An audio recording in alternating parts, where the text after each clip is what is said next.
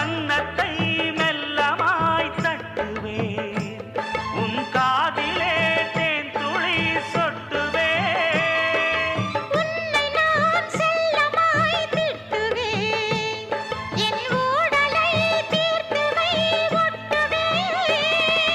கட்டிலில் 2 ஜீவன்கள் துடித்தால் என்ன கடலே உன்னை சூரியன் குடித்தால் என்ன வாலிபம் கண்டு நீ உருகினாய்